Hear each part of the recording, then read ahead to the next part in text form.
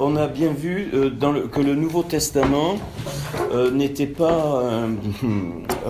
on n'a aucune certitude du Nouveau Testament sur l'origine. Il faut bien être très clair là-dessus. Aucune certitude. La seule chose que je suis convaincu, c'est que le Nouveau Testament, dans toute sa partie, n'a pas été écrit en grec, ça c'est évident.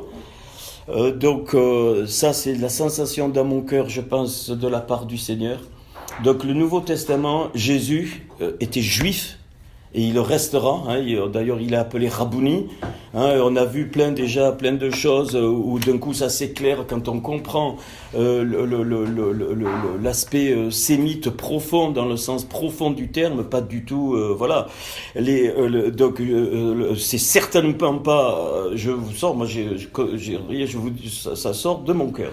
C'est certainement pas ce qu'on représente dans les endroits où il y a des peintures et des trucs, le blond aux yeux verts, ça c'est des bêtises, c'est du mensonge total.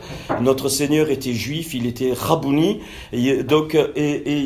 alors il parle. Alors, ce que je suis convaincu, et j'attends de trouver, peut-être parce que les temps approchent, on a vu aussi pourquoi je pensais qu'on était rentré dans l'ère de son retour, depuis, donc on avait vu ensemble, et donc c'est important que ce soit clair dans notre cœur.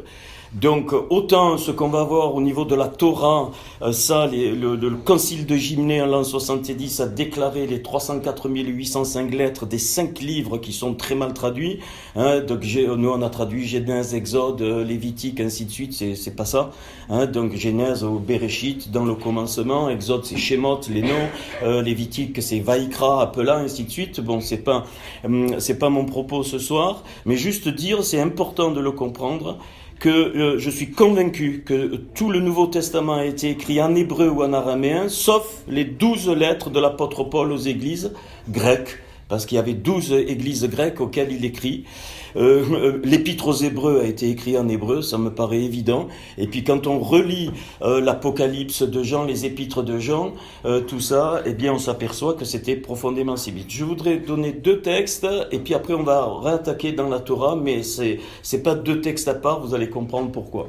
Le Seigneur parle dans Matthieu chapitre 5 verset 17, « Ne croyez pas que je sois venu pour abolir la loi et les prophètes. Je suis venu non pour abolir, mais pour accomplir. » Donc c'est clair, il n'y a pas d'abolition de la loi, comme certaines religions chrétiennes ont voulu le faire croire. La théorie de la substitution est très grave. Ça touche même le cœur de Dieu, parce qu'Israël restera Israël. On ne touche pas aux Juifs, on ne touche pas parce que ça a été le peuple choisi de Dieu, et l'Église ne remplace pas Israël. C'est une vague fumisterie, excusez-moi, et je pense que le Seigneur est en train de juger des choses très très gravement.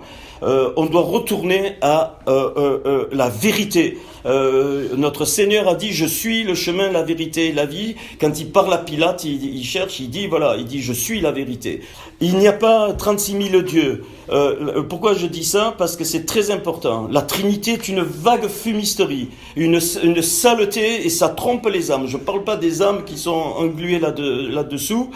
Non, Dieu est érad, il est un. Je suis physicien de formation, je ne peux pas concevoir, non. Dieu est un, il est unique, mais il se manifeste, Père, Fils et Saint-Esprit.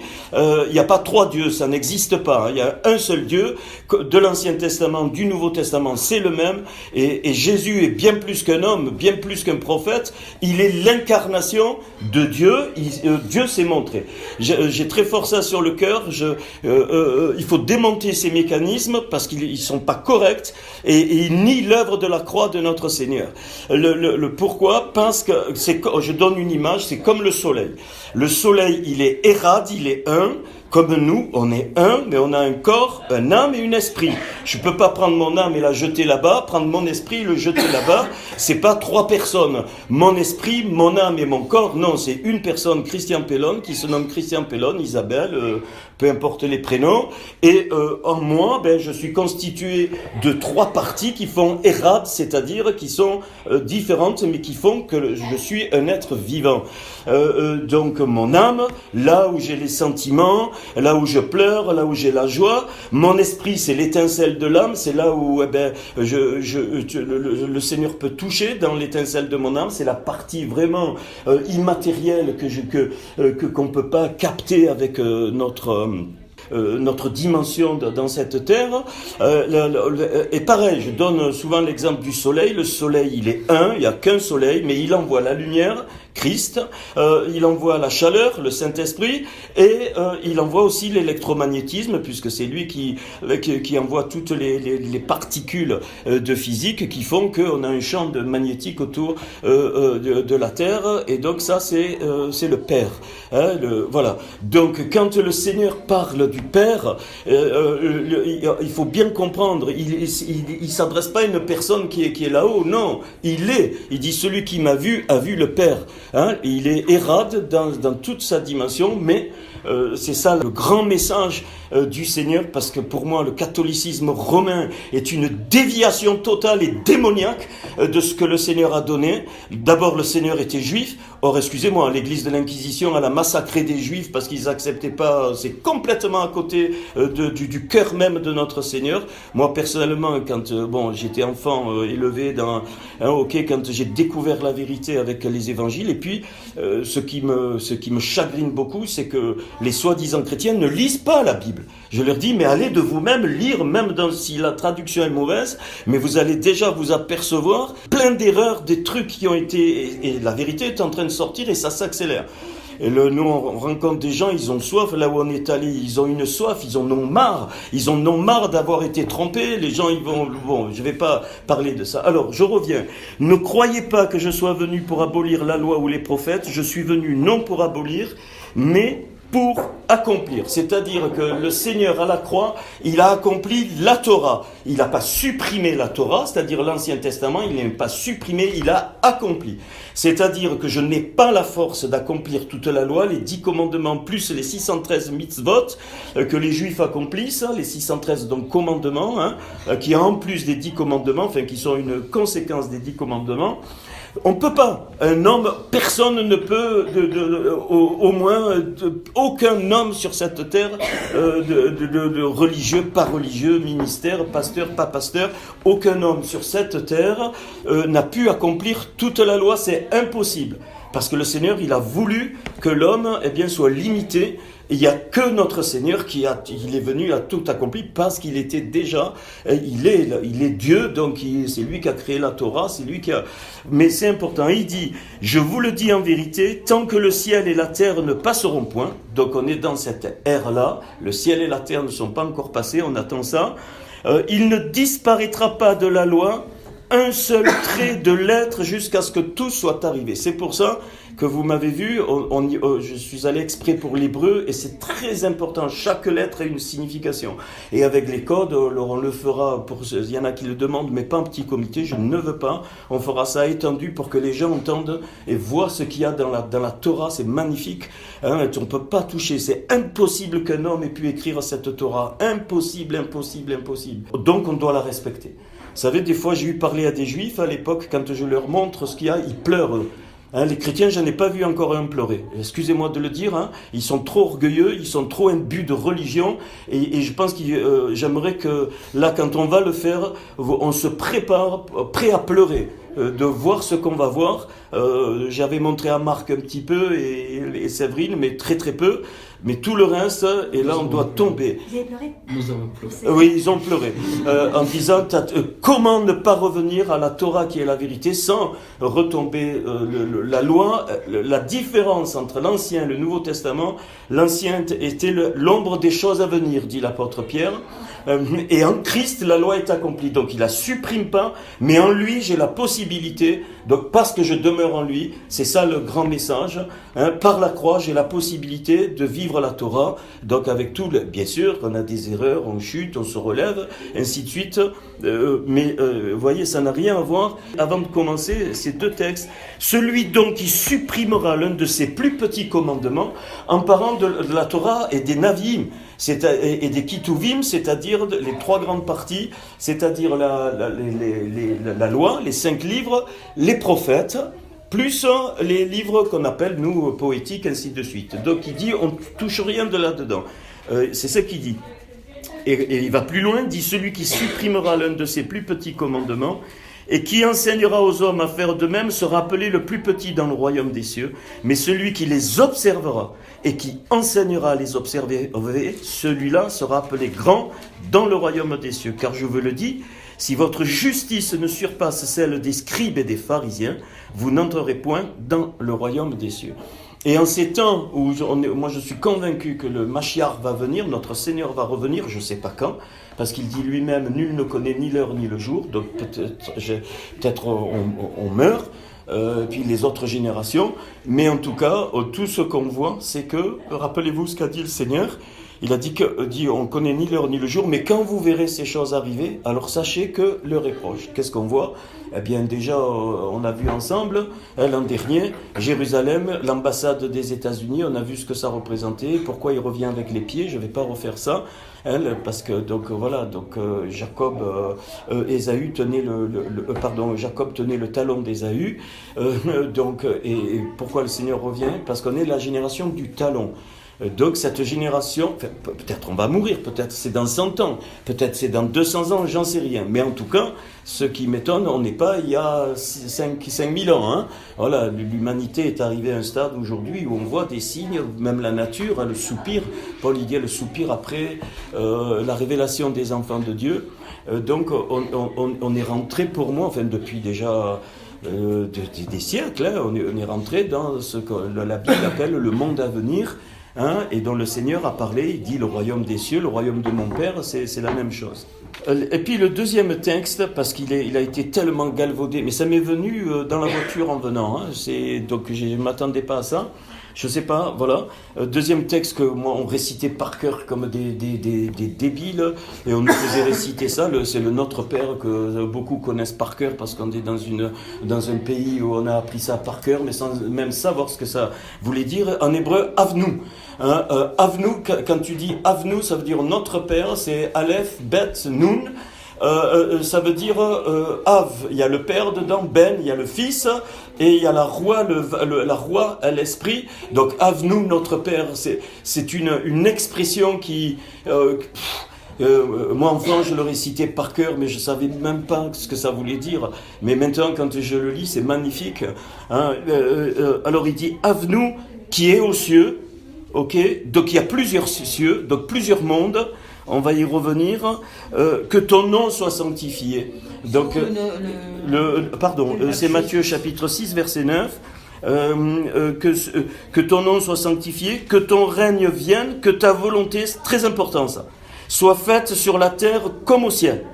Là, vous avez, j'ai pas encore attaqué, là vous avez l'expression même du profond message de l'évangile, c'est qu'en Christ Jésus, le rétablissement de l'équilibre entre ce qui est en haut, du monde d'en haut, et ce qui est du monde d'en bas est possible. C'est pour ça, c'est absolument pas du Seigneur. Tous ces gens qui vont s'enfermer, soi-disant, pour prier, pour machin, c'est 0. Les conséquences aujourd'hui, le nombre de personnes qui ont des problèmes sexuels parce qu'ils ont voulu être célibataires, c'est anti-Bible.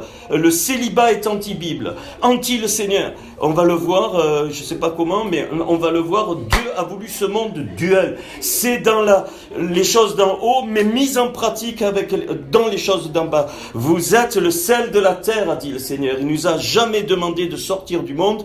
Il nous a dit, vous n'êtes pas de ce monde, effectivement, parce que la nature de Christ en nous fait que nous sommes célestes, mais nous vivons dans le monde. Et tout chrétien, s'il ne fait pas ce hérat, c'est-à-dire la jonction des différences, celui qui est spirituel aux yeux de Dieu, c'est pas celui qui va s'enfermer pour que lire et puis pendant des années et des années et des années vivre comme une ermite. C'est faux, nul, zéro. Peut-être ça a été un temps, c'est absolument faux. Le schéma est absolument faux. Dieu veut le mariage dans la sainteté, dans l'amour, dans le respect de la famille, et tous les hommes de Dieu, toutes les femmes de Dieu devraient se marier, parce que c'est dans le mariage qu'on trouve le cœur même de Dieu. C'est pas un vivant. On va le voir dans le texte de la création, c'est déjà imprimé. Le Seigneur, il a demandé. Jamais, la première fois où j'ai trouvé ça, j'ai pleuré. J'ai dit, mais Seigneur, pourquoi on m'a caché ça? Quand Jésus guérit la belle-mère de l'apôtre Pierre, ça veut dire que Pierre était marié. Qu'est-ce qu'a fait dans nos pays le mensonge et puis plein d'autres choses. Il prend la belle-mère de Pierre, c'est écrit en toutes lettres. Donc Pierre était marié. Et qu'est-ce qu'ont fait les hommes? Ils ont fait des statues, ils ont dit, il était célibataire. Pourquoi? Pour mettre des jougs. Et il y a plein de problèmes. Tous les prêtres pédophiles, ça vient de là le problème. Le nombre de coucheries qu'il y a eu dans les couvents entre prêtres et sœurs, je sais pas pourquoi ça sort ça. Mais si vous saviez, on a trouvé des ossements de bébés, des foules sous les monastères. C'est normal. Dieu n'a pas voulu que l'homme soit seul, ni que la femme soit seule. Sauf appel très très exceptionnel. Et même, pourquoi? Parce que l'homme, la femme doit connaître les choses du monde, travailler, avoir une famille. S'il ne peut pas avoir de famille, c'est pas un souci. Mais c'est pas du tout ce que Dieu a voulu. Jamais vous trouvez ça. Et c'est pas, et puis plein d'autres choses. Et moi, quand j'ai découvert, j'ai dit, mais pourquoi on m'a caché ça? Alors on vous fait réciter des trucs, en tout cas moi je l'ai vécu enfant, je ne peux plus supporter ça, et je suis obligé de le dire, non pas parce que j'ai une réaction, pas du tout, parce que j'aime les êtres humains, parce que Dieu a mis cet amour en moi, mais non, si je peux dire la vérité à quelqu'un, je dis va voir de toi-même, va lire de toi-même, et tu vas être étonné de la différence entre ce qui est écrit, ce que le Seigneur a dit, et ce que les hommes ont fait dans des doctrines pour mettre des asservissements. Sur pareil, le baptême quand tu nais, ça n'a aucun sens. C'est un acte babylonien, c'est démoniaque. C'est démoniaque. Démoniaque. Jamais dans l'écriture, Jésus lui-même s'est fait baptiser adulte. Et Dieu nous demande, qu'est-ce que c'est le baptême? C'est un engagement. Je montre devant les puissances, je montre devant Dieu, je montre devant les anges, et je montre devant les démons, et je montre devant les hommes que je m'engage avec le Seigneur. Un enfant ne peut pas s'engager. La Bible me dit clairement que tout enfant qui meurt, il est sauvé automatiquement. Il rentre dans le paradis de Dieu direct, parce que tu peux pas. Le baptême, c'est tu décides toi. Or, quand tu as 2 ans, ou quand tu es né, que tu as 3 jours, je sais pas à quel âge on fait les trucs, bon, et c'est normal, peu importe.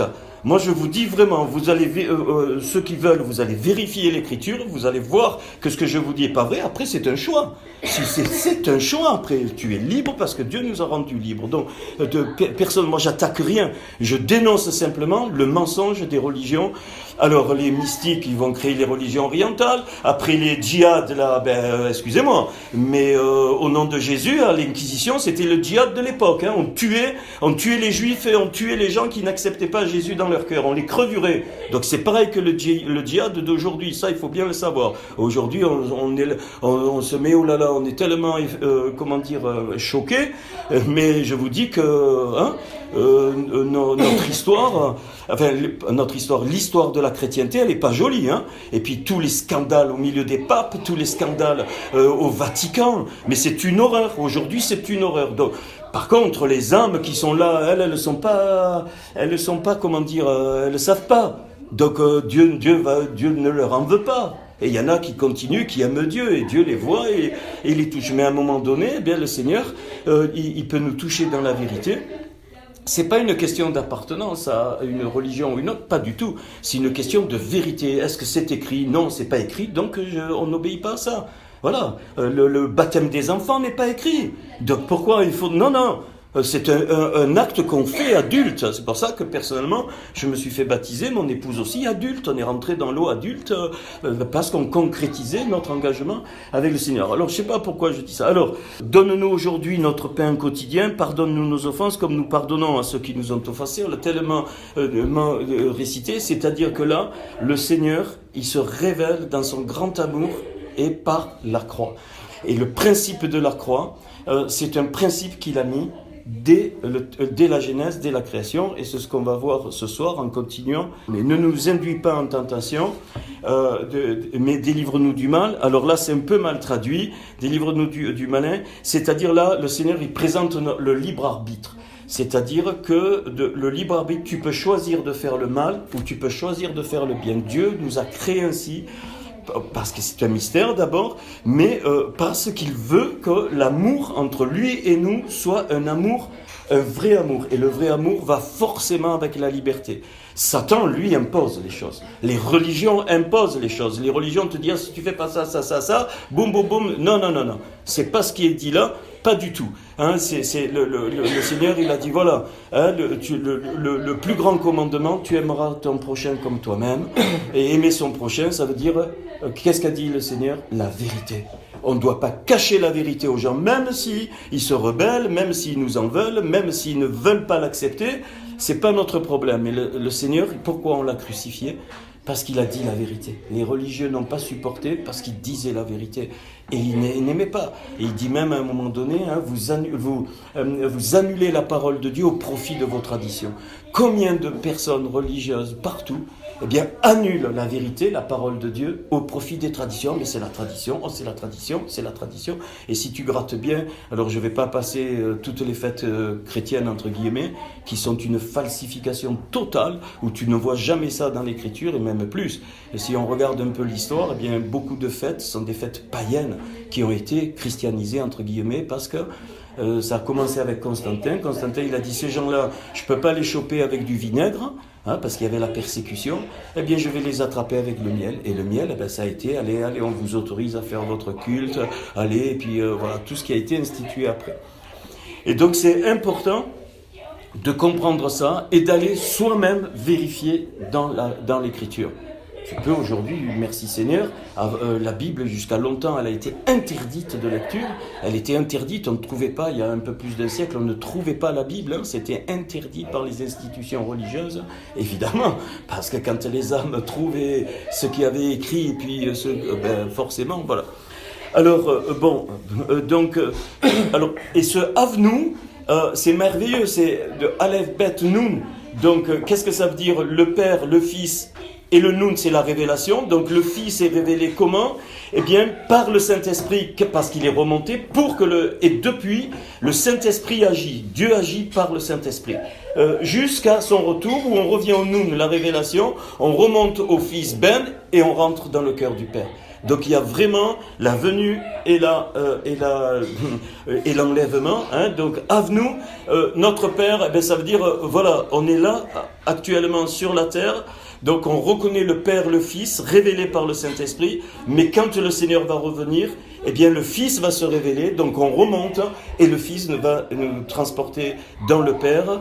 C'est vraiment le cœur même de l'Évangile, par la croix de notre Seigneur. Eh bien, l'ouverture à ceux qu'on appelle païens a été faite, et donc tout païen aujourd'hui peut, en Christ Jésus, eh bien, devenir fils d'Abraham. On ne devient pas chrétien, on devient fils d'Abraham, on devient juif dans le cœur. C'est-à-dire, le mot chrétien n'existe pas. Dans le livre des Actes, c'est petit Machiach. Quand on naît de nouveau, suivant Jean 3, où Jésus dit clairement, il dit, si un homme ne naît de nouveau, il ne peut voir le royaume de Dieu. Et Nicodème, il lui dit, mais comment on peut le prendre, c'est Jean 3. Et il dit, voilà, tu entends le bruit, ainsi de suite, c'est avec son cœur. Ça veut dire qu'on se donne au Seigneur. Et quand on est né de nouveau, alors forcément l'Esprit de Christ en nous, eh bien, va nous faire sentir que spirituellement on est devenu juif, on est circoncis, non pas dans le corps, dit Paul, mais on est circoncis de la circoncision spirituelle. On devient juif en notre Seigneur, parce que Jésus était juif, choisi de la tribu de David, et il est Méler, le roi. Voilà pourquoi il a été, on pensait à cette époque comme il y a un autre roi, non, il est le roi des Juifs, Yehuda ha-Yehudim, je suis le roi des Juifs. Et donc voilà, il devait mourir à la croix suivant les prophéties d'Ésaïe. Il devait être enfanté par une vierge suivant Ésaïe. Ça c'est exact, par le Saint-Esprit qui est venu sur elle. Mais il a remis sa mère à sa place. Et à un moment donné, femme, qu'est-ce qu'il y a entre toi et moi? Parce que sa mère, elle reconnaissait que c'était Dieu qui s'était incarné en elle. Et donc, elle s'est mise à sa place. Mère de Dieu, ça n'existe pas. Hein. Ça, c'est encore des inventions des hommes. Jamais Dieu n'a pas besoin de mère. Il est Dieu, il a tout créé. C'est quoi? C'est le même truc. Je te bénis, Seigneur. Tu n'as pas besoin de bénir le Seigneur. Il est Dieu. Ou alors ça veut dire que c'est une statue pour toi, une idole, quelque chose parmi les autres dieux. Et le Seigneur, il ne veut pas ça. C'est le premier commandement. On peut le prendre dans Exode 20, puis je vais attaquer l'enseignement. Alors voilà, c'était fort dans mon cœur, mais pourquoi? ça va vous... Maintenant, vous allez comprendre des choses qu'on va dire dans le texte de la Genèse. Alors, je voudrais quand même, moi, un truc qui m'a marqué, Isa aussi. On va prendre Exode avant d'attaquer la Genèse. Exode 20. Alors c'est les 10 commandements. Et moi, quand le Seigneur m'a touché, c'est ça qui m'a marqué. J'ai dit, mais c'est pas possible. Alors, je le prends en français, en hébreu, c'est encore plus fort. Je vais pas prendre l'hébreu là, parce que le sens, il y est, mais c'est encore plus fort. Hein. On pourra le faire une fois, les 10 commandements. Hein. C'est pas pour rien que le yud en hébreu, c'est 10, hein, c'est-à-dire les choses qui viennent d'en haut. Alors, Dieu prononça toutes ces paroles en disant, je suis l'Éternel. Ayez, en hébreu, c'est ayez, Asher, ayez, Availlé, parce qu'on ne le prononce pas Yodévavé, Availlé, éternel. Dieu, c'est Elohim, fonction créatrice de Dieu. Donc, ayez, Asher, ayez, je suis celui qui suis. C'est-à-dire, personne ne peut toucher ça. Et même, on ne prononce pas les 4 lettres. Hein, donc, on ne sait même pas comment elle se prononce. Alors, on la prononce à l'envers. Yod et Vav. Et, on le prononce et Vav et Yod. Donc, par exemple, si c'est Yehovah, eh bien, vous allez mettre donc Availlé ou Avoyé à l'envers. Mais bon, c'est même pas Yehovah, personne ne sait. Alors, les Juifs disent Adonai, ça veut dire Seigneur, ou Yud Yud, on écrit Yud Yud, 2 Yud. Mais ça, on peut le prononcer, mais personne ne sait exactement son nom. On sait qu'il se déclare à Moïse, par Yod et Vav, et le tétragramme éternel. Et Elohim, c'est sa fonction créatrice. Qui t'ait fait sortir du pays d'Égypte, donc sortir des limites. Hein, Mitzraïm, ça veut dire limite. Donc il nous a sortis de nos limites. C'est très fort, hein, le message là, je ne vais pas le faire aujourd'hui, pour nous faire rentrer dans son royaume qui est sans limite. De la maison de servitude, donc on était asservis. Écoutez ça. Moi, quand je me suis donné au Seigneur, j'ai dit, mais c'est pas possible qu'on m'ait caché ça. Tu n'auras pas d'autre Dieu devant ma face. Tu ne te feras point d'image taillée. Excusez-moi, il faut être malhonnête quand on rentre dans certains endroits pour ne pas voir des images taillées. Les statues et les machins, ça va contre le premier commandement. Comment se fait-il que les hommes ont été tellement trompés ? Là, on lit, hein. Si vous n'avez pas écrit la même chose, alors vous me le dites, hein. Vous me dites, non, moi c'est pas écrit ça. Tu ne te feras point d'image taillée, ni de représentation quelconque des choses qui sont en haut dans les cieux, qui sont en bas sur la terre et qui sont dans les eaux plus bas que la terre. Tu ne te prosterneras point devant elles et tu ne les serviras point. Car moi, l'Éternel, ton Dieu, je suis un Dieu jaloux. Et quand il est dit un Dieu, il est dit, je suis Dieu Érad, c'est-à-dire le Dieu de l'unité, jaloux, jaloux d'un bon amour, c'est-à-dire qu'il ne veut pas, hein, qui punit l'iniquité des pères sur les enfants jusqu'à la 3e et la 4e génération, de ceux qui me haïssent et qui fait miséricorde jusqu'à 1000 générations, c'est le premier commandement. Après, 1, verset 7, tu ne prendras point le nom de l'Éternel, continue. Mais pourquoi j'ai donné ça ?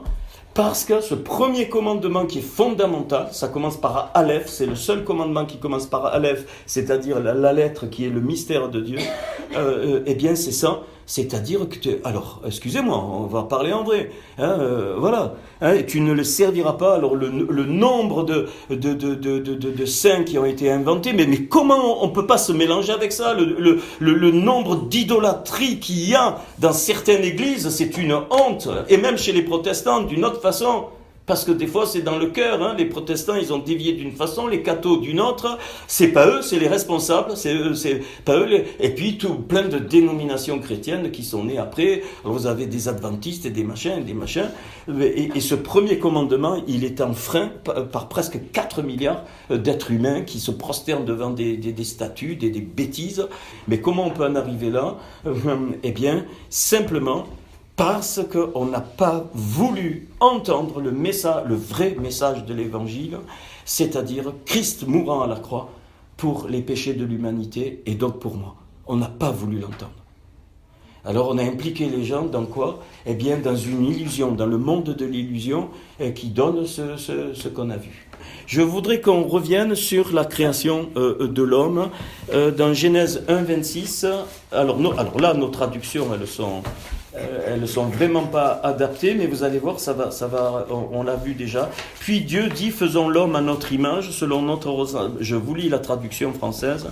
selon notre ressemblance, c'est qu'il domine sur les poissons de la mer, sur les oiseaux du ciel, sur le bétail, sur toute la terre et sur tous les reptiles qui rampent sur la terre. Dieu créa l'homme à son image, il le créa à l'image de Dieu, il créa l'homme et la femme.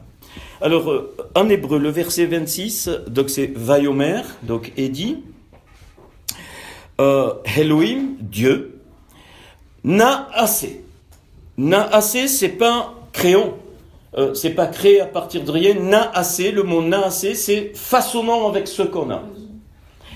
Donc Adam, on avait bien vu, ça je crois qu'on l'avait entendu, il n'y a pas Adam, c'est pas donc ici Adam, c'est pas l'homme qu'on croit, là, non, on est dans le monde de la bara, c'est-à-dire dans le monde alors Paul me parle de 3 ciels. De ce monde-là, on est donc dans le 3e ciel, c'est-à-dire dans la bara. La création, c'est pas les oiseaux, les poissons, non. Quand après le Seigneur reprend pas la création, mais c'est la réalisation de ce qui s'est passé dans le monde de la bara. C'est-à-dire Dieu crée les types, les archétypes, ce que vous voulez, et puis ça descend après. Donc là, il faut pas voir Adam comme un homme, être humain. Pas du tout. Il crée le principe adamique. Donc Adam, il dit Betsalmenu, qui démotez-nous.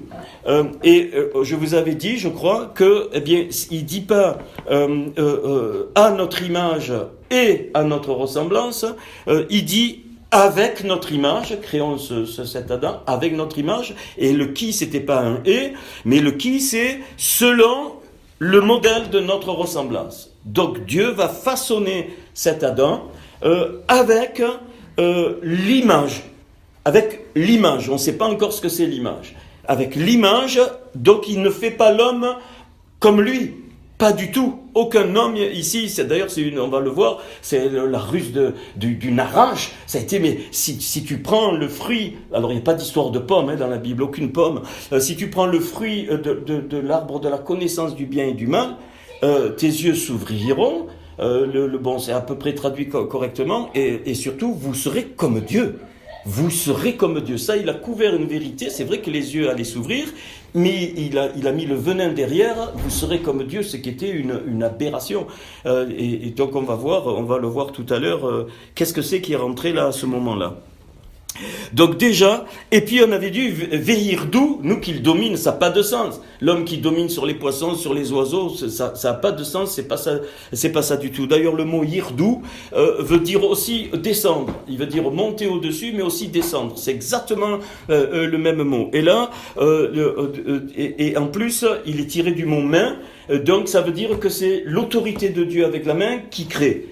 C'est ça, Virirdu. Alors on ne peut pas traduire en français, on ne peut donner qu'une explication, c'est qu'avec sa main, il va créer ce qu'il doit créer. Et on avait vu, avec le Degad Ayaïm, donc le poisson des eaux. Rappelez-vous, c'est pas pluriel. Le poisson des eaux, puis Ve'of Hashamaim, l'oiseau des cieux, et puis Ve'behema, la grosse bête, Verol Haaretz, sur toute la terre, et Verol Aremesh, et tout ce qui est plus petit que le bétail, c'est-à-dire tous les remparts. Et je crois qu'on l'avait vu, Donc il y a le type poisson. Le type poisson, c'est au niveau de la pensée, c'est-à-dire c'est un monde dans l'eau qu'on ne connaît pas. Donc le type poisson, on peut dire je vais donner un exemple tout à l'heure, que c'est, donc là pour le moment, homme comme Dieu l'a voulu, enfin le type homme n'est pas encore créé, il prépare. Puis on avait vu les airs, c'est au niveau de la parole. Donc l'oiseau, c'est donc au niveau de la parole. La bête, c'est au niveau des mains. Donc alors là, on a vraiment ce que Dieu veut, cette plénitude qu'on est. On avait vu, je ne sais plus si je vous l'avais parlé, que la parole est l'expression réduite de la pensée. Je ne sais pas si on l'avait vu. Quand tu penses, tu ne dis pas tout par la parole. Tu dis qu'une partie. Donc c'est une expression réduite de la pensée. Comme la lumière est une expression réduite de l'obscurité. Et on avait vu que même quand on est dans une situation obscure, eh bien, c'est là qu'il faut la émouna, c'est-à-dire la confiance en Dieu, que de cette situation obscure, eh bien, le Seigneur fait sortir une lumière encore plus jaillissante que la lumière qu'on a connue. Très important. Pourquoi ? Parce que la lumière n'est que la parole de ce qu'il y avait dans l'obscurité. Et ça appartient à Dieu. Donc l'oiseau représente la parole. Le Béhéma, donc c'est les œuvres que Dieu nous donne de faire sur la terre, et les rampants, c'est notre marche dans ce monde. Bon, là, ça c'est les types, hein, c'est les types. Alors, il y a le type, donc poisson, c'est celui qui est donc intellect. Si tu es que du type poisson, ben, ça peut devenir une clipa. Si tu es que du type air, toujours dans les airs, tu deviens mystique, c'est encore une clipa. Si tu ne fais que œuvrer sur la terre sans t'occuper de rien du tout, en déconnectant les choses d'en haut avec les choses d'en bas, ben, c'est encore une clipa. Hein, et pareil, alors les rampants, c'est assimilé à la paresse dans le sens tout est vain, il n'y a pas besoin, inutilité totale de la vie, donc on se laisse, on rampe, on se laisse.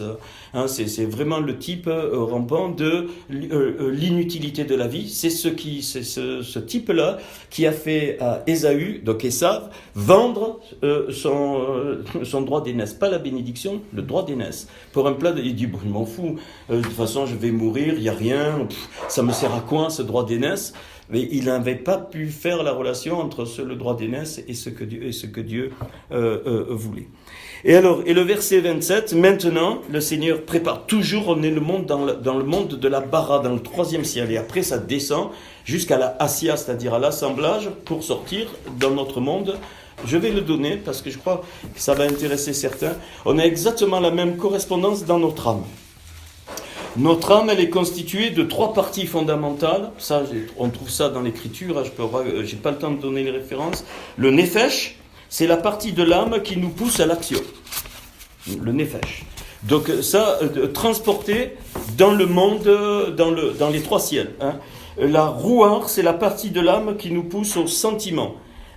Transporté 2e ciel. Donc, et la neshama, c'est la partie de l'âme qui nous pousse à la compréhension, et en particulier, c'est avec la neshama que je lis l'écriture, mais par contre, la révélation vient d'ailleurs. Elle vient de 2 autres caractéristiques de l'âme qui sont données par la Torah, donc il y en a 5, comme les 5 livres.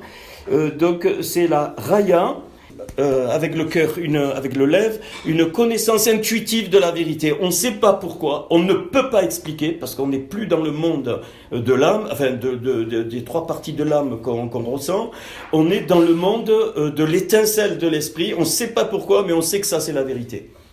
Ça vous est jamais arrivé? Ben, c'est cette partie-là que la Bible appelle la raya, hein, mais on verra ça une autre fois. Et encore, alors les deux vont ensemble, la yerida. L'Érida, c'est carrément l'étincelle du Créateur qui fait qu'on est capable d'accepter pour Dieu, je dis bien pour Dieu, pas pour les hommes, toutes sortes de souffrances jusqu'à la mort de la croix. Ça, c'est la Yérida. Jésus, au moment de la croix, notre Seigneur, sa Yérida dans son âme était tellement développée que la mort n'a pas pu le retenir. Hein, c'est-à-dire qu'il avait une telle émouna, personne n'aura une émouna comme ça, c'est-à-dire la foi, c'est pas la croyance, c'est la émouna, une telle confiance. Il savait pourquoi il était venu, et au moment où il meurt, c'est la Yérida qui agit, c'est-à-dire le niveau le plus haut de l'âme qui est caché, qu'on ne ressent pas, qui est l'étincelle. Mais c'est là, par exemple, quand l'Esprit de Dieu souffle, quand tu reçois le baptême de l'Esprit et qu'il se passe des choses, c'est dans la Yérida que ça se passe et ça descend, hein, dans la Raya, et puis après ça descend dans ton corps, ton âme et ton esprit. Donc c'est important. Donc on est dans donc ces 3 domaines, et puis les 2 cachés, 5 encore, parce que 5 c'est le chiffre de l'harmonie et de la création. Alors, donc voilà, ça c'est donné, je pense que ça peut vous servir. Et alors le verset 27 qui est pour moi fondamental de comprendre, Vei Vara et Créa. Alors cette fois on est dans le monde de la Bara, donc dans le 3e ciel, Bara. Tout à l'heure c'était Assé, le monde de la Assia, c'est le canton. On assemble, on est avant le monde physique qu'on voit, on est juste avant, hein, on le voit aujourd'hui le monde physique parce qu'il y a eu la chute. Sinon, Adam et Ève, ils ont été placés dans le monde de la Assia, c'est-à-dire là où ils devaient utiliser, ils étaient en contact direct avec le Seigneur. Contact direct. Il n'y avait aucune interface entre eux. Ils étaient dans le monde de la Hassia. Et après la chute, on est passé dans notre monde, évidemment avec toutes les conséquences. Il le sort du Gan Eden, du jardin d'Éden, et c'est là que notre histoire commence. C'est clair ? Ah, voilà, ok. Et d'ailleurs, vous retrouvez les 3 ciels dans le, je ne peux pas en parler, l'arbre de vie au milieu du jardin d'Éden, le jardin d'Éden à l'intérieur d'un territoire en Éden, et au dehors, hors Éden. Vous retrouvez les 3 en Éden. Éden, le jardin d'Éden, et au centre du jardin d'Éden, l'arbre de vie, le Etz Chaim. Hein, ça m'a parlé, mais ça c'est des choses du Seigneur, hein, vous n'allez pas trouver ça dans les livres, ça c'est sûr. Voilà, et ça vous êtes dans le lieu très saint, c'est l'arbre de vie. Si on cherche un petit peu, eh bien c'est pareil dans notre âme. Dans notre âme, il y a un arbre de vie que le Seigneur a placé et qui fait que tu es vivant. Pas vivant quand il a donné le souffle, le fait que tu as l'intuition, le fait que tu cherches Dieu, tout ça, ça vient de l'arbre de vie qui est dans notre âme. C'est comme le jardin d'Éden, pareil. Et il y a l'arbre de la connaissance du bien et du mal. Dans notre âme, on le sait. On sait quand on fait bien, on sait quand on fait mal. Hein, ça, parce qu'il y a un arbre en nous hein, qui... voilà. Et après, là, c'est un choix. Alors, très important, donc comprenez ça. C'est pour ça qu'il y a eu un temple. C'est pour ça que dans le désert, il y a eu le Mishkan. Hein, le temple, enfin, pas le temple, mais la tente d'assignation qu'on transportait, hein, avec toutes les salles. Je vais vous le faire, ça m'est revenu, j'ai préparé la Megan David avec les 12 tribus, là ça m'est revenu. Donc c'est là, mais il faut que il faut que je retrouve les choses. C'est pas pour rien qu'il y a eu un temple, et qu'il y a le lieu très saint, le premier, donc le rideau de vie, hein, qui s'appelle la vie. Quand Jésus dit « Je suis le chemin, la vérité et la vie », c'est le rideau qui s'appelle la vie, parce qu'il y a l'arbre de vie, on est donc au centre du jardin d'Éden. Le lieu saint, c'est le jardin d'Éden, et le parvis, c'est Éden, hein, c'est là où il y a les sacrifices, et hors d'Éden, eh bien, on tombe dans ce qui n'est pas le peuple de Dieu, hein, c'est-à-dire eh bien, le monde. Voilà. Alors, je reviens là-dessus. Enfin... Alors, et cette fois, rappelez-vous, principe masculin-féminin. Donc, Ve'ivra, Elohim, donc, et créa, donc, dans le monde, dans le 3e ciel, la bara, masculin-féminin, hein, c'est exactement ça, Aleph Tav, ou principe de la croix. La croix, et on va voir pourquoi elle est c'est le principe fondamental que Dieu m'a donné dans mon cœur de notre création. Tout est masculin, féminin, même dans la physique, même dans les matériaux, le plus et le moins, les électrons qui tournent autour du noyau, ainsi de suite, tout marche avec plus et moins. Le seul, c'est pas possible. Ça ne marche pas. Dieu ne veut pas que seul, ça n'existe pas. Hein, Dieu veut faire érad, c'est-à-dire associer les différences. C'est ça qui fait la richesse. Donc on ne doit pas se combattre. J'y tiens là-dessus parce qu'on a trop vécu, nous, pendant 24 années. Donc ça, je n'accepterai pas. On doit accepter entre nous la différence et bien comprendre que ce que j'ai, l'autre il ne l'a pas, mais ce que l'autre a, moi je ne l'ai pas. Et si vous regardez comment on est tous différents, ben déjà on a perçu et on a besoin fondamentalement les uns des autres, sinon c'est une aberration totale. Totale. Dieu veut vraiment se réjouir en faisant le hérad. Le hérad, c'est pas l'écuménisme, hein. C'est pas se voir salut, je te respecte, et puis chacun chez soi et ses ouailles. Non. Ça, c'est l'ennemi qui fait ça. Mais le vrai hérad, c'est accepter la différence, accepter l'autre. Évidemment, sauf s'il m'accompagne, s'il veut m'entraîner hors de notre Seigneur, ça c'est clair qu'il faut bloquer un moment. Mais si je parle pas de ça, je parle d'hommes et de femmes qui servent notre Seigneur Jésus. Et donc, être masculin, féminin. On a vu qu'il n'y a aucune, et j'espère que c'est bien intégré, surtout pour les sœurs, hein, surtout pour les sœurs, pour les femmes, parce qu'il y a un tel arrière-plan, y compris encore aujourd'hui, vous vous rendez compte que les salaires des femmes pour le même travail sont inférieurs à ceux des hommes. Ça vient de là, ça vient de la religion qui a été l'opium du peuple, qui a détruit le principe de Dieu. Dans le cœur de Dieu, aucune différence, aucune inégalité entre l'homme et la femme. Ils sont différents, mais érad. On va le voir, Ish n'est pas plus important que Isha. Ish a ses qualités, ses défauts. On trouve ça très bien exprimé dans Ésaïe 11. Ishal a ses qualités, ses défauts. Et voilà pourquoi le Hérad ne peut se vivre pleinement que dans un couple. Si quelqu'un vient et dit, ouais, tu sais, ma future épouse, on aime le vélo tous les deux, on aime la mer, on a exactement, Monsieur Pellon, on a exactement les mêmes trucs. Je dis, qu'est-ce que vous voulez qu'on vous marie? D'abord, on n'est pas là pour marier déjà, hein, c'est ton libre choix. Je leur dis, alors surtout, ne vous mariez pas. Parce que tu te maries avec toi-même. Si ton épouse est comme toi, tu te maries avec toi-même. Tu deviens narcisse et je peux t'annoncer le divorce, je sais pas dans combien de temps. Mais non! Tous les vrais couples sont différents. J'allais dire pas, mais bien sûr, il y a peut-être des points communs, mais fondamentalement, il y a des différences. C'est Dieu qui l'a voulu. Donc, dans le principe, le couple, c'est pour ça qu'il y a une destruction, représente devant les forces du mal la puissance de Dieu dans l'amour. C'est plus et moins qui s'associent pour en physique, plus et moins, ça c'est Einstein, hein, c'est E égale MC2, c'est-à-dire c'est la fission de l'atome. Tu fais rencontrer deux énergies opposées, eh bien elle donne une énergie magnifique, plus et moins, qui voilà. Et quoi, ils perdent, on avait vu, ils perdent leur vie pour en former qu'une et donner l'énergie. Comme le spermatozoïde qui féconde l'ovule, il se suicide entre guillemets, hein, mais il sort la vie parce que c'est le principe de la croix. Pour qu'il y ait résurrection, pour qu'il y ait vie, il faut qu'il y ait mort quelque part. Pour qu'il y ait vie, prenez ça, pas la mort au sens tout fini, non. Le méta en hébreu, c'est pas le mot qu'il n'y a plus rien, c'est une transformation. Le mot méta, tu passes dans un autre monde.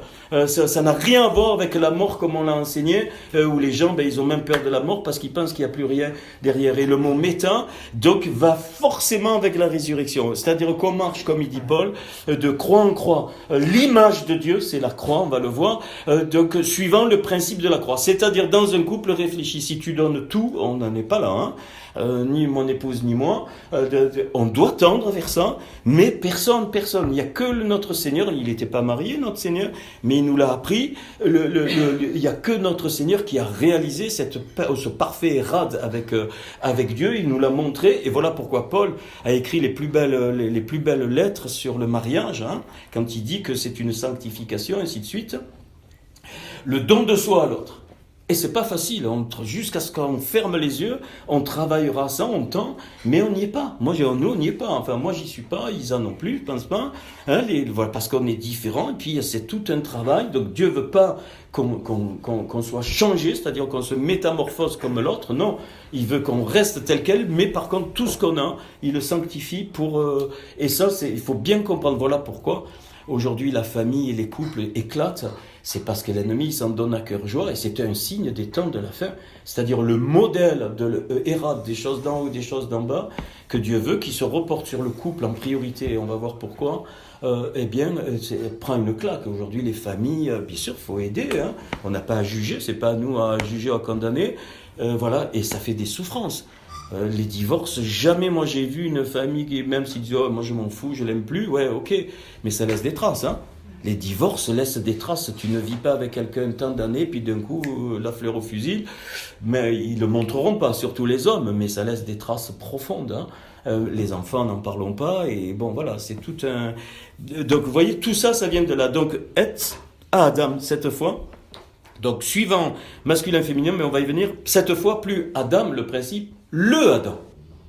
C'est-à-dire celui qui va être le type qui va être adamique, c'est-à-dire qu'à la notion poisson, à la notion oiseau, à la notion rampant et bétail, il va rajouter la chose que ça va être Adam, le Adam, qui est cette fois un être humain, qui va devenir un être humain dans le monde de la Assia. Là on est encore dans le monde spirituel, dans le 3e ciel. Et là, mais je crois qu'on l'avait fait, donc Betsalmo avec son image, donc il le crée avec son image.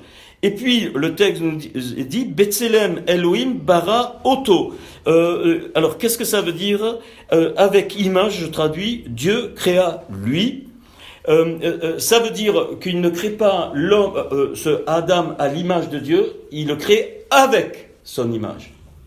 La ressemblance n'intervient plus parce qu'elle a été mentionnée. C'est-à-dire les ingrédients que Dieu va mettre, eh bien, ressemblent à ce qui est en Dieu, mais c'est pas Dieu. Pas du tout. L'homme n'a pas été fait à l'image de Dieu, il a été fait avec l'image de Dieu. C'est pas pareil. Il a été fait avec l'image que Dieu a créée. Pourquoi je dis ça? Parce qu'il nous est dit bara. Betselem Elohim, donc l'image que Dieu a créée pour lui. Betselem Elohim bara Oto. L'image que Dieu a créée pour lui. Pour Adam. Donc, c'est pas en direct. Il fait d'abord une image, et cette image, elle est dans le monde de la bara, parce qu'on est dans bara, bara auto.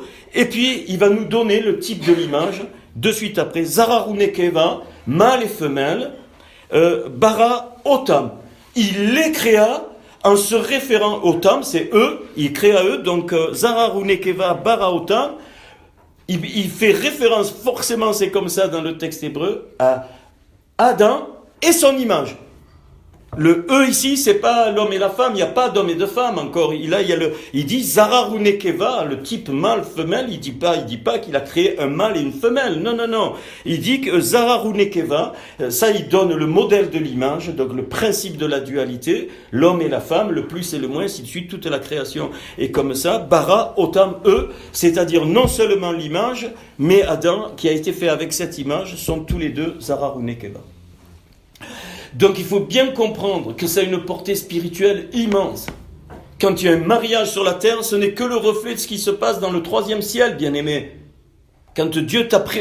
Et d'ailleurs, ceux qui ont eu des femmes et que ce n'était pas du Seigneur, ça éclate tôt ou tard, ou ça finit à la cata, ou alors une extinction de chaque personnalité pour supporter, parce qu'ils n'étaient pas faits l'un pour l'autre. Donc il faut bien comprendre ça. Quel que soit dans le monde du bara, Dieu a prévu de toute éternité celui avec qui tu vas être et celle avec qui tu vas être. Il faut bien comprendre ça. Et dans le monde du Assia, eh bien voilà, l'homme est libre, mais à un moment donné, il fait ses choix pour arriver. C'est ce que le Seigneur dit dans le Notre Père, que ta volonté soit faite sur la terre comme elle est faite au ciel.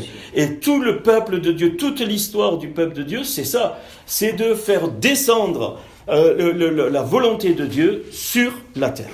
C'est pour ça que c'est très important de comprendre, il me semble de comprendre et puis je vous avais dit, je crois, Betselem, donc avec l'image, et c'est exactement, il y a les lettres de croix, Tsalav, le Tzadé, le Lamed et le Bet.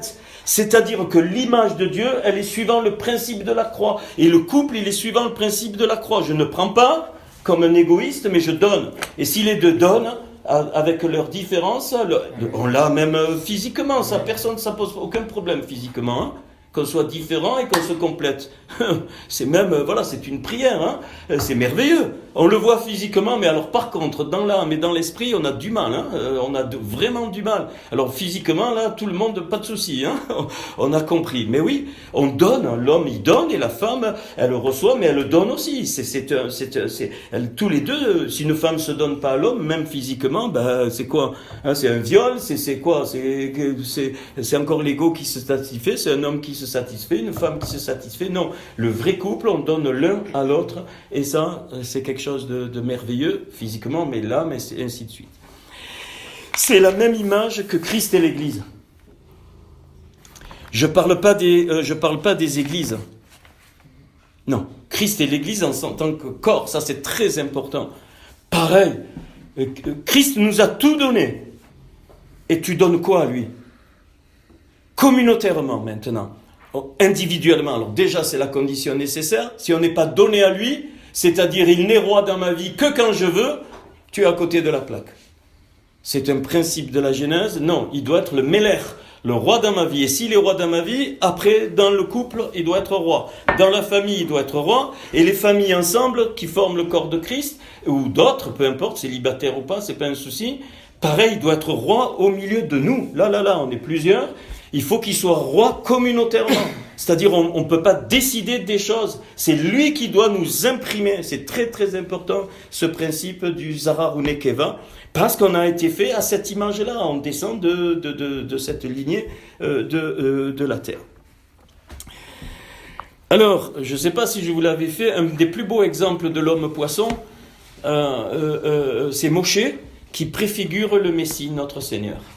Moshe, Moïse.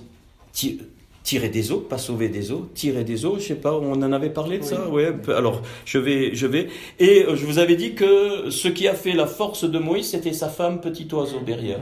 Oui, aussi, c'est fait. Ok, donc là, lui, ça prouve qu'il avait la conception, mais qu'il fallait une femme derrière pour la rouar, pour le souffle. Toujours. Tu peux concevoir, même au niveau du spermatozoïde, là, si tu conçois, si le spermatozoïde n'a pas une matrice pour que le potentiel du spermatozoïde se développe, il n'y aura jamais de vie, il n'y aura jamais de bébé. C'est pas. Alors je passe si on l'a fait. Alors, donc l'image c'est fait. Eh bien, cet Adam qui est prêt, si vous remarquez, donc il a été fait avec le principe de l'eau, le principe de l'air, le principe de la terre dans le bétail et du rampant, et il manque quelque chose pour que maintenant apparaisse dans le monde toujours de la Bria, de la Bara, cet homme qui, dans le monde de la Assia, va devenir le Adam, c'est-à-dire celui qui après, quand il est sorti d'Éden avec Ève, a donné les enfants. Mais on est toujours là dans le monde de la Bara. Mais qu'est-ce qui manque ? Eh bien, il manque la notion, et voilà pourquoi pour la première fois dans l'Écriture, je peux vous le montrer en hébreu, va apparaître, parce que Adam, c'est pas homme. Adam, c'est pas homme. Homme, c'est Ish. Aleph, Yud, Shin. Point. Femme, c'est Isha. Aleph, Shin, He. Point. Adam, c'est un être qui est Zara ou Nekeva. Et que Dieu, à un moment donné, il fait, sur ce passage, j'ai pas le temps de le développer, il n'a pas créé un être mâle et puis il prend la cote, une bêtise religieuse. Non. Il a créé cet être, on va dire pour notre vocabulaire aujourd'hui, androgyne, mâle et femelle. Mais il n'est pas comme nous, Adam, pas du tout. On est dans le monde de la bara, il faut bien comprendre. Hein. Et quand il le fait apparaître dans le monde de la Assia, cet Adam, eh bien il doit être très exceptionnel. D'ailleurs, il a vécu après 930 ans. Il devait être exceptionnel. Et ils étaient, alors la Bible dit, baror. C'est-à-dire, c'est pas écrit tout à fait, on le trouve dans un des psaumes, ça, dos à dos. L'union, tant que l'union, le Zara ou Nekeva dans le cœur de Dieu, il est dos à dos. C'est-à-dire que ils sont collés comme ça, mais sans vis-à-vis. Et c'est là toute l'énergie est complètement développée à bloc. Et Dieu a voulu pour notre monde, décoller cette énergie et faire un face-à-face pour que l'amour apparaisse dans le monde qu'il allait créer. Pourquoi ? Parce que je suis convaincu que la chute de Ben Sharar a eu lieu entre le premier verset et le deuxième verset. Donc, et la création est une réponse de Dieu à Satan. On peut le voir, on peut en parler tout à l'heure, mais je vais pas le faire. Ce qui est important, c'est que maintenant Dieu va mettre le feu. Il prend Adam, il sépare, il les met en face, et là, c'est à partir de ce moment-là que, Adam se sépare en deux. Il est séparé en deux, le côté mâle et femelle, le côté Zarar va donner Ish, et le côté Nekeva, femelle, va donner le Isha. Et le mot, alors très beau, bon là on ne le voit pas, mais donc le Ish c'est Aleph, Yud, Shin, il y a un Yud à l'intérieur, et la femme c'est Isha, il y a un E à la fin. Et le mot Aleph, les deux lettres Aleph et Shin c'est feu. Dieu place le Yud intercalé entre le Aleph et le Shin pour montrer que l'homme va posséder grâce à la loi, le Yud, les 10 commandements, mais qui c'est spirituel, c'est pas encore apparu, la contenance de ce feu, et la femme, grâce au collage des deux lettres, le Aleph et le Shin et le He, elle va libérer le feu de Dieu. Donc le couple est un libérateur du feu de Dieu, et le couple par excellence, c'est Christ et l'Église qui devraient libérer le feu de Dieu. C'est pas le cas, parce que l'Église est devenue une prostituée. L'ensemble, il n'y en a qu'un reste qui ont, et que Dieu tient comme ça, parce que c'est comme ça, on peut en parler plus tard. Donc ça, c'est très important. Et vous trouvez cette notion de Ish et de Isha dans le premier mot de la Bible, Bereshit. Hein, où vous avez le centre du mot Bereshit, du mot au commencement, il y a le Aleph et le Shin, Dieu va créer avec le feu. Il y a le Bet et le Tav, la maison, c'est-à-dire notre création, il a préparé la maison. Il y a aussi le Shita, c'est-à-dire c'est le deuxième. La création qui nous est parlée, il y avait déjà Dieu, il y avait déjà des mondes. Ça c'est dans Ésaïe 26.4, je vous le lis tout à l'heure, où Dieu parle Yod et He, c'est-à-dire les deux premières lettres de son nom, Yod et He, il a créé les mondes, Olamim. C'est par le Yud et le He, Ésaïe 26.4, un verset magnifique que j'ai souligné ici en hébreu. 26.4, 26 comme la valeur numérique de Yod et Vavé, c'est pas pour rien. Verset 4, il nous est dit que c'est par Yod et He qu'il a créé les mondes d'en haut et les mondes d'en bas. Donc il y a plusieurs mondes qu'on ne voit pas. Et d'ailleurs la physique quantique rejoint un peu ça c'est merveilleux. Et il y a les mondes d'en haut, et nous, on est juste en relation avec un des mondes d'en haut que Dieu a créé. Le reste, ça ne nous occupe pas. On retrouve la Brit Mila, l'alliance, dans l'alliance de feu, et voilà pourquoi la circoncision était faite, pour montrer concrètement. Donc, Isha va développer le feu de Dieu, et Ish, donc l'homme, eh bien, il a le feu de Dieu, mais qui est contenu, et il faut les deux. Si tu fais que des Ish, ça va pas, rien se libère. Si tu fais que des Isha, ça va pas non plus, parce que tout part à tous azimuts. Il faut les deux, il faut Ish et Isha, et c'est la première fois dans ce passage, eh bien, qu'on appelle donc l'homme, cette fois homme, Ish et Isha. Et ils sont, Ish et Isha, ils sont en communion parfaite avec Dieu. Ils parlent à Dieu. Tu prends la Genèse, ils parlent. Hein? Et donc, est-ce qu'on peut les représenter remplis de lumière de Dieu, remplis de Shérina? La Shérina elle a disparu depuis, hein, les niveaux sont descendus. Ils sont remplis, et il y a une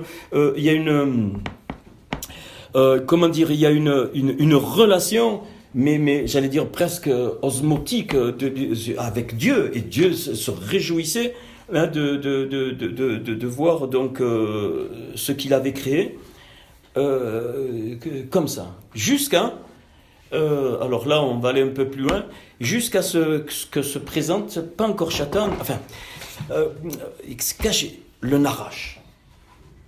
Le mot Satan n'existe pas, il apparaît en Job, hein, le mot Satan. On sait que c'est le Narash, le serpent, et ce Eliel de Ésaïe 14 et d'Ézéchiel 28, Eliel ben Sharar, hein, l'étoile du matin, fille de l'aurore, c'est ça que ça veut dire, étoile du matin, fille de l'aurore, donc Eliel ben Sharar, on le sait grâce au texte que ça représente Satan, donc cet être. Mais là, il se présente sous la forme du Narash, et il parle avec Isha. Elle n'est pas encore Rava. Elle n'est pas devenue Ève encore. Là, on est dans le monde de la Assia. C'est-à-dire, on est dans le Gan Eden, on est dans le jardin d'Éden, avec au centre l'arbre de vie. Hein. Et donc, c'est clair, le texte est très clair. Donc Ish et Isha sont là, maintenant créés, concrètement, dans le monde, je tiens, de la Assia qui n'est pas notre monde. Notre monde est le résultat de la faute, et il est sorti du monde de la Assia, c'est-à-dire il a été coupé de la présence de la Shérina de Dieu, coupé de Dieu. D'où vous comprenez bien plus fort l'œuvre de la croix, bien plus fort que ouais je suis sauvé, mais c'est pas ça.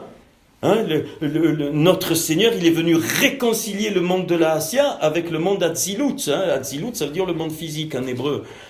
Point. Et tout l'enjeu, Israël, ça va être l'enjeu de ça, et l'Église, ça va être l'enjeu de ça.